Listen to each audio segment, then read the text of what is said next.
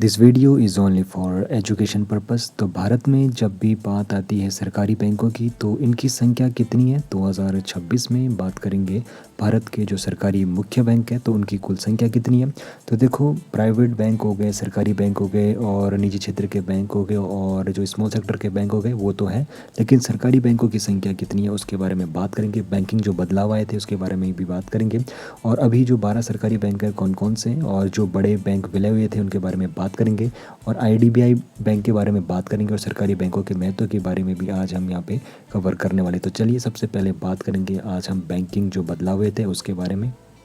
भारत में जो बैंकिंग बदलाव आया था जिसमें बैंकों की जो संख्या थी उसमें कमी हुई थी और 2020 तक भारत में जो बैंकों की संख्या थी, सरकारी बैंकों की संख्या थी वो 27 थी। लेकिन 2020 के बाद जो भारत में सरकारी बैंकों की संख्या थी वो मात्र 12 रह गई।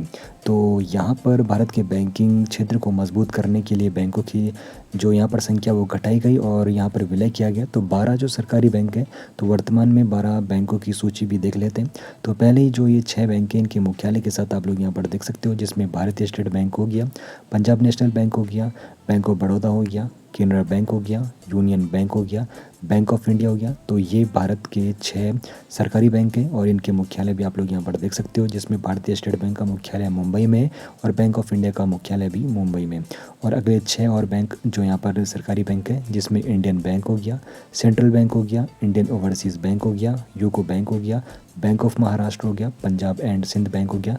तो ये अभी 2026 के वक्त 12 ऐसे सरकारी बैंक हैं और इनके मुख्यालय भी आप लोग यहाँ पर देख सकते हो कहाँ कहाँ इनका हेडक्वार्टर है। बाकी जो बड़े बैंक विलय हुए थे तो 27 बैंक 2020 तक थे, लेकिन यहाँ पर जब विलय हुए तो 27 बैंक अब मात्र 12 रह गए। अब यहाँ पर देखो, पंजाब नेशनल जो बैंक है जिसमें 2 बैंकों का यहाँ पर विलय हुआ था, जिसकी बदौलत पंजाब नेशनल जो बैंक है वो और भी ज़्यादा यहाँ पर बड़ा हो गया और ओवरसीज़ बैंक हो गया तो इसका विलय भी यहीं पर हुआ था।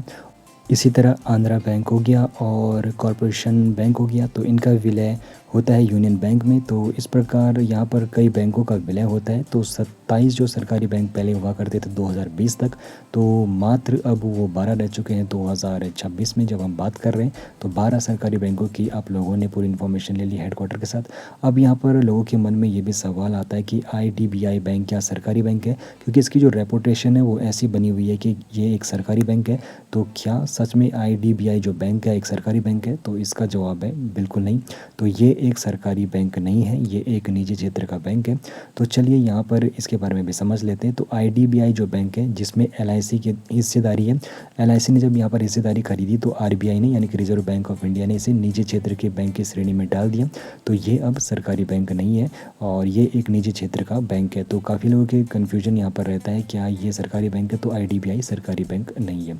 अब सरकारी बैंकों का महत्व क्या है उसके बारे में भी बात करेंगे। तो सरकारी बैंकों का जो सबसे बड़ा महत्व है, यहाँ पर सरकार की जो हिस्सेदारी रहती है 51% से ज़्यादा रहती है। ऐसे में जो भी यहाँ पर पैसे रहता है पूरी तरीके से सुरक्षित रहता है। सरकार की समर्थित जो योजनाएं होती है उसका फ़ायदा इन्हीं बैंकों में ज़्यादा मिलता है। तो ऐसे में सरकारी जो बैंक है सुविधाएं तो मिलती है, साथ ही साथ यहाँ पर काफ़ी काम आसानी से यहाँ पर हो जाते हैं और यहाँ पर सरकार समर्थित जो योजनाएं है उसकी इन्फॉर्मेशन मिलती है, उसका जो पैसा मिलता है वो भी यहाँ पर आसानी से आ जाता है।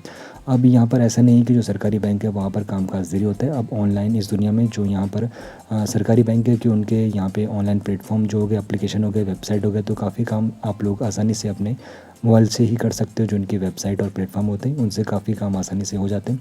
ऐसे में ये पूरी यहाँ पर टक्कर दे रहे हैं, प्राइवेट क्षेत्र के जो बैंक है उनको पूरी टक्कर यहाँ पर सरकारी बैंक दे रहे हैं। बाकी यहाँ पर एक सवाल ज़रूर सबके लिए फिर से रहेगा, तो आप अगली बार किस बैंक की सुविधाओं के बारे में जानना चाहोगे कमेंट सेक्शन में ज़रूर बताइए।